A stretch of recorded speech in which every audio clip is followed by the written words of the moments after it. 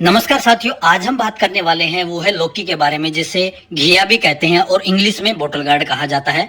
तो आज के वीडियो में हम बात करेंगे वो है लौकी को कब लगाना चाहिए, लौकी को लगाने के कितने तरीके हैं, जैसे हॉरिजॉन्टल और मचान विधि या वर्टिकल। लौकी से साल में कितनी फसलें ली जा सकती हैं, सबसे ज्यादा उत्पादन देने वाली कौन सी किस्म है, कौन कौन सी बीमारियां हैं जो लौकी में देखने को मिलती हैं और कैसे उनको दूर किया जा सकता है, प्रति एकड़ कितना उत्पादन लिया जा सकता है, कितने दिन में फसल जो है पहला फल दे देती है, और सबसे खास जो आज तक आपने किसी वीडियो में नहीं देखा होगा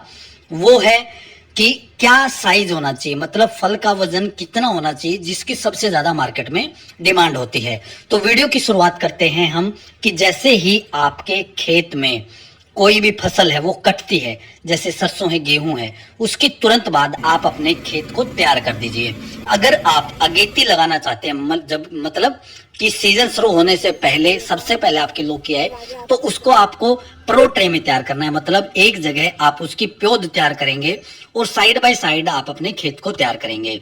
खेत को तैयार करने के तरीकों में शामिल है कि गेहूं या जो भी फसल है उसके तुरंत कटते ही आप खेत को तैयार करें, उसमें अच्छे से निराई गुड़ाई करें, उसमें आप आपकी जो जैविक खाद है तो उस जैविक खाद को, केमिकल खेती करते हैं तो भी आप कुछ समय तक खुला छोड़ के एक बार एक्स्ट्रा उसकी निराई गुड़ाई गहराई तक जरूर करें, ताकि उसमें जो खरपतवार है वो जड़ से मिट्टी पलटाऊ हल से करने के बाद जो पलटने से उसके सीड जो है ज्यादा गहराई में पहुंच जाएं और आपके फसल को खराब ना करें। उसके बाद आपको करना है कि आपको बेड बनाने हैं। बेड बनाने के बाद आपको उस पे मल्चिंग करना है। अगर आप प्लास्टिक यूज करते हैं तो प्लास्टिक भी कर सकते हैं, अदरवाइज जो नेचुरल तरीका है जैसे आप धान की पराली है या तोड़ा वगैरह डाल के भी जो है आप जो आपने बेड बनाए हैं उनकी मल्चिंग कर सकते हैं। उसके बाद आप सीधा पौधारोपण भी कर सकते हैं, या अगर आप अगेती ले रहे हैं तो उसके लिए आपको क्या करना है, जो आपने प्रो ट्रे में अपनी फसल को तैयार किया है, जो पौध को तैयार किया है, सैपलिंग को तैयार किया है, उसको आप अपने बेड में ट्रांसप्लांट कर देंगे। ट्रांसप्लांट करते टाइम आपको ध्यान रखना है कि पौधे से पौधे की दूरी अगर आप वर्टिकल लगा रहे हैं उसमें अलग रहेगी, मचान विधि में अलग रहेगी, और नॉर्मली वैसे ही आप सीधी हॉरिजॉन्टली लगा रहे हैं जमीन में बिना किसी लकड़ी का किसी चीज का सहारा दिए, तो उसमें आपका जो डिस्टेंस है वो अलग रहेगा। जो मेन रिकमेंडेड है, सबसे ज्यादा जिसको रिकमेंड किया जाता है वो है पौधे से पौधे की दूरी 6 फीट, और जो लाइन से लाइन की दूरी है वो है 10 फीट। तो ये जो है आप अपना के अपने पौधों की पौधारोपण कर सकते हैं। उसके बाद तब बात करते हैं जो 3 तकनीक है, मतलब लगाने के कौन कौन से तरीके हैं। तो लगाने के तरीके में सबसे पहले हॉरिजॉन्टल, जो सबसे ज्यादा इस्तेमाल में किया जाता है। इसका फायदा होता है कि इसमें आपकी एक्स्ट्रा खर्च नहीं होता है, बट इसमें एक ध्यान जरूर रखना है, आपको मल्चिंग जरूर करना चाहिए। चाहे आप बांस लगा के उसको वर्टिकल या मचान विधि से भले ही मत लगाएं, परंतु मल्चिंग जरूर करें ताकि जो एक्स्ट्रा खरपतवार है वो ना उगे और जो पूरा न्यूट्रिशन है वो ओनली घिया को मिले, आपकी फसल को मिले, ताकि वो जल्दी तैयार होकर ज्यादा उत्पादन दे। उसके बाद है जो वर्टिकल लगाते हैं, उसका तरीका क्या होता है कि आप जो आपने पौध लगाई है, जो आपने सैपलिंग लगाई या सीड लगाया है, उसके साथ में आप जो है बांस को लगाएं, या और कोई जो सोर्स हो सकता है, जैसे कई लोग मेटल भी लगाते हैं, जैसे एंगल वगैरह हो गया, छोटे पाइप हो गए, उसको लगा के नेट लगाएं, और उस नेट पे समय समय पे 10 दिन में 5 दिन में आप जो उसके नाल होते हैं उसको ऊपर चढ़ाएं, ताकि जो है बेल जमीन में ना फैल के उन जो आपने जाल लगाया है उसके ऊपर चढ़ना स्टार्ट हो। इसका सबसे खास फायदा ये होता है कि इसके अंदर से हवा क्रॉस हो जाती है और प्रॉपर धूप लगती है पूरी फसल में, तो ज्यादा उत्पादन आपको मिलता है। उसके बाद जो तीसरी विधि है वो है मचान विधि, जिसमें एक छत की तरह जो है आपके उसको तैयार किया जाता है, मचान बनाया जाता है, जिसमें बेल को ऊपर चढ़ाया जाता है, और उसके ऊपर जो है छत के ऊपर जो बनाई आपने 6 फीट या 8 फीट पे, उसके ऊपर जो है बेल फैल जाती है और जो फल है वो नीचे लटकने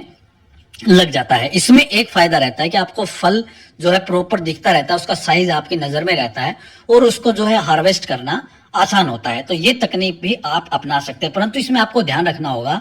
कि नीचे की जो मचान तक की जो बेल है उसमें कोई भी नीचे पत्ता नहीं रहना चाहिए, क्योंकि अगर पत्ते नहीं होंगे तो नीचे हवा प्रॉपर क्रॉस होती रहेगी, वेंटिलेट होता रहेगा, तो उसमें जो मच्छर वगैरह है वो बीमारियां नहीं आएंगी। उसके बाद है साल में लौकी की जो है कितनी बार लगाया जा सकता है। मतलब साल में जो लौकी बन के तैयार होती है मुख्य रूप से, चाहे कोई भी जो सीड है, कोई भी वैरायटी है, वो 55 दिन से लेके 65 दिन में जो है पहली जो फसल है वो मार्केट में जाने के लायक हो जाती है। और जो अच्छी फसल मानते हैं वो मानते हैं उसके 45 से लेके 65 दिन के बीच में जो है अच्छा उत्पादन रहता है। मतलब 60 दिन में आप एवरेज मानिए फसल आना स्टार्ट हुई और अगले 45 से 60 दिन के बीच तक वो अच्छा उत्पादन आपको देती है। एक खास बात ध्यान रखना है कि जो लौकी है वो ज्यादा ठंड को झेल नहीं सकती है, इसलिए आपने देखा होगा कि सर्दियों के मौसम में फल कम लगते हैं, पत्ते मुरझा जाते हैं। और दूसरा, जब बारिश का मौसम होता है उस टाइम भी क्या है कि फल लगना कम होता है और उसमें पत्ते या बीमारियां ज्यादा आती हैं। तो इसको लगा के मतलब लगभग जो इसका पूरा साइकिल है वो 130 से लेके 140 दिन में पूरा हो जाता है। इस तरह से आप जो है लौकी की 2 फसल ले सकते हैं। इसको लगाने का समय है वो फरवरी मार्च और जून जुलाई, दोनों थोड़ा बहुत आगे पीछे होता है, वो आपका कौन से एरिया में है। जैसे उत्तर भारत में जो है फरवरी में थोड़ी ठंड रहती है, मध्य भारत में उस टाइम थोड़ी ठंड ज्यादा कम होती है उत्तर भारत के तुलना में, तो वहां पे 5-10 दिन और पहले उसको लगाया जा सकता है। ये सब मौसम के हिसाब से जो है आप लौकी की कम से कम 2 फसलें साल में आसानी से ले सकते हैं। उसके बाद है कौन कौन सी किस्में हैं जो ज्यादा उत्पादन देती हैं। तो आप इस स्क्रीन पे देख रहे होंगे बहुत सारी किस्में हैं जो लौकी के आती हैं, जैसे पुष्पा संदेश, पूषा संदेश है, अर्का गंगा है, पूषा हाइब्रिड है, काशी गंगा है और काशी बहार है। तो इसमें सबसे ज्यादा जो उत्पादन में मानी जाती है वो काशी गंगा है। ये एक हाइब्रिड वैरायटी है और इसका जो उत्पादन है प्रति हेक्टेयर अगर बात करते हैं तो 50 से लेके 60 टन तक इसका उत्पादन होता है। मतलब अगर प्रति एकड़ की बात करते हैं तो लगभग 20 टन, जो कि 200 क्विंटल के लगभग प्रति एकड़ बन जाता है।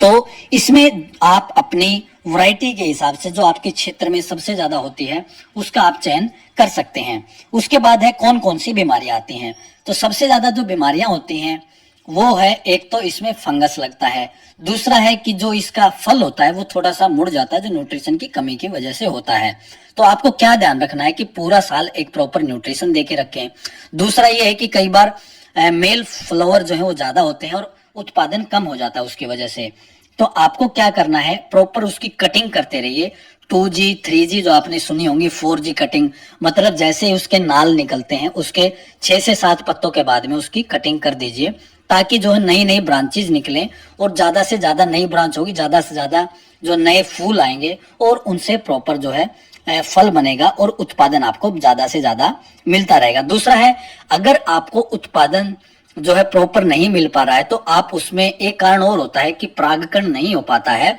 जो है शहद वाली मक्खियां होती हैं या कोई और मक्खियां होती हैं उनकी कमी की वजह से। तो उसमें भी आप जो है गुड़ का घोल बना के छिड़काव कर सकते हैं, जिससे आपको ज्यादा उत्पादन मिलेगा।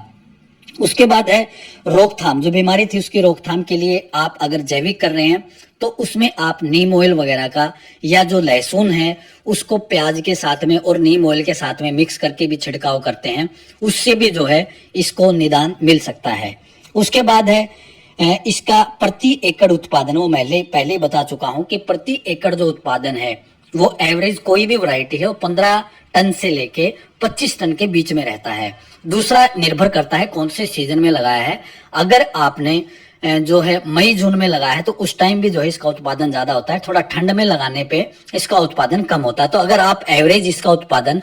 15 टन मानते हैं तो जो कि